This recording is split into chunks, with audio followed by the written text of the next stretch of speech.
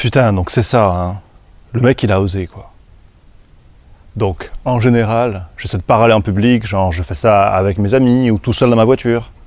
Mais il y a des fois, des gens qui osent beaucoup de choses, faut le dire, hein. Et je me suis dit qu'aujourd'hui, bien, je tournais d'autres vidéos, et puis j'avais cette anecdote extraordinaire. Il fallait que je la partage avec vous. Donc, commençons par un rappel du contexte et des règles applicables. Au fait, si vous avez une petite boule de poils blanche qui traîne derrière moi, c'est le chien de ma sœur, hein, c'est normal.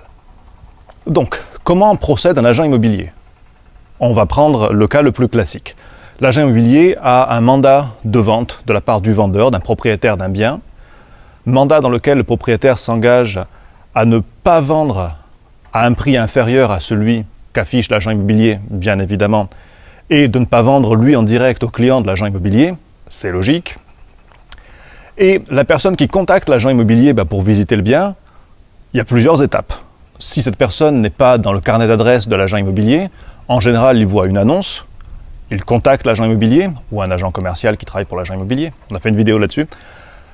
Il demande des renseignements, il a des informations, des photos, des vidéos, des vues aériennes. Si la chose le séduit toujours, si elle lui convient, il convient d'une visite, il va visiter, si le bien l'intéresse, eh bien par le biais de l'agent immobilier, il engage une négociation, il soumet une offre. Ça, c'est logique.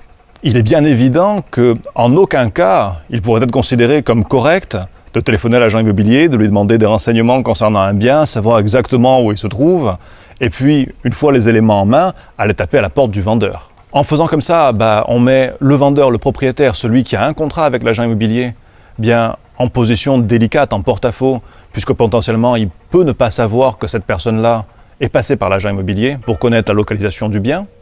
Et de ce fait, bien, il peut se trouver embêté plus tard si l'agent immobilier lui demande des comptes. Vous avez vendu à l'un de mes clients.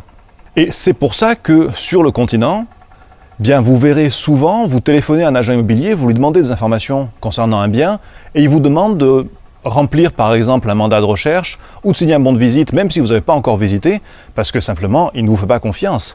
Parce que la droiture, l'intégrité ne sont pas forcément toujours de mise, et soucieux de conserver sa rémunération, les fruits de son travail, il ne veut pas se faire doubler, et la méfiance est de mise. Moi, qui ai été élevé dans un contexte différent, sans doute par des gens différents, bien, je prendrais mal le fait de téléphoner à quelqu'un et qui me suspecte d'emblée de vouloir lui faire à l'envers.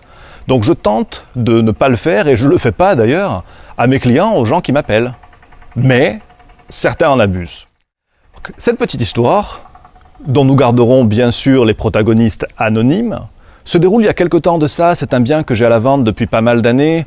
On y fait des visites, des négos, mais rien qui aboutit. Récemment, j'arrive avec une offre d'achat, et le vendeur me répond que « Ah, quel dommage, je viens d'accepter une offre d'achat de quelqu'un qui est venu en direct. » Mon client, donc la personne qui a visité avec moi, fait une offre d'achat plus haute, au prix cette fois.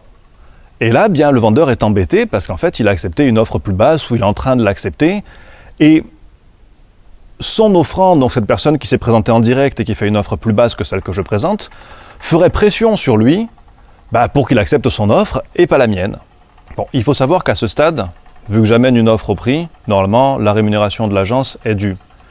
Mais je ne suis pas forcément quelqu'un de très procédurier, donc je tente de l'aider à se dépêtrer de son engagement plus ou moins partiel vis-à-vis de ces gens qui ont visité en direct.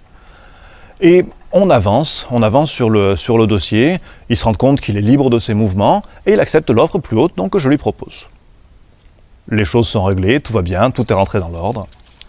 Jusqu'à ce que je reçoive un email, une prise de contact, d'un monsieur qui m'explique être l'offrant, donc celui qui fait l'offre basse. Pour vous résumer, l'offre haute, elle est à 640, donc c'est l'offre prix, et l'offre basse, elle est à 610. L'offre que soumettent ces gens qui passent en direct par le vendeur. Donc, cet offrant, celui qui fait l'offre à 610, il me contacte et il me demande si on a moyen de s'arranger, trouver une solution pour qu'il puisse quand même acquérir le bien. Fort de son adresse mail, je regarde dans ma boîte mail si éventuellement j'ai eu des contacts antérieurs avec cette personne. Et je me rends compte que la maison en question, c'est moi qui le lui ai présenté il y a des mois en arrière. Donc, ce monsieur-là, il me sollicite pour avoir des renseignements sur ce bien. Fort de la localisation qu'il a appris par mon biais, il se rend sur place pour visiter. Il fait une offre en direct au vendeur. Il se fait coiffer au poteau parce que j'amène une offre supérieure, et à ce moment-là, eh bien, il se tourne vers moi, en sorte pour que je puisse l'aider à passer malgré tout son offre au détriment de celle de mes clients, c'est-à-dire ceux qui m'ont fait confiance, ceux qui m'ont pas doublé, comme lui. Et là, je me dis, les cons, ça ose tout. Mais tout, vraiment, hein. En gros, le type, il rentre au supermarché, il prend son cabas, il prend quelques articles, il fait ses courses, et là, il part en courant vers la sortie. Une fois à la sortie, il se fait bloquer par la sécurité. Contraint et forcé d'un pas là, il se rend à la caisse. Puis une fois arrivé à la caisse, bien, tant qu'à faire, il double les gens qui faisaient la queue, parce que, après tout, il était là avant eux, non? Alors ce monsieur, inélégant, bon, je peux vous dire qu'il a été reçu, et les choses sont rentrées dans l'ordre. Mais il y a aussi le comportement du vendeur, puisque le vendeur a un mandat à 640, et lui demande à son acquéreur, eh bien, une offre à 600. Donc il propose le bien à un prix inférieur à celui auquel je le propose moi. De ce fait, c'est un petit peu normal aussi, on tente les gens, hein, on tente les gens de ne pas être réglo, donc après ils ont tendance à ne pas être réglo.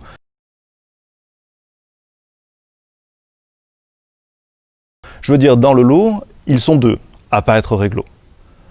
Bon, une fois mon moment d'irritation passé, bon, je vous rassure de suite, tout est bien qui finit bien, on a discuté avec tout le monde, les choses sont entrées dans l'ordre, et avec ce potentiel acquéreur, pour le peu indélicat, eh bien j'ai même fini par sympathiser, donc on s'est laissé en bons termes, on va, je l'espère, se rencontrer à l'avenir, peut-être même collaborer ensemble, donc je suis très content de ça. Je suis très content qu'on n'ait pas eu voilà, une altercation, qu'on ne se soit pas fâché, qu'on ne soit pas engueulé, parce que je tiens toujours, quoi qu'il advienne, à ce que les rapports restent cordiaux, le plus cordiaux possible.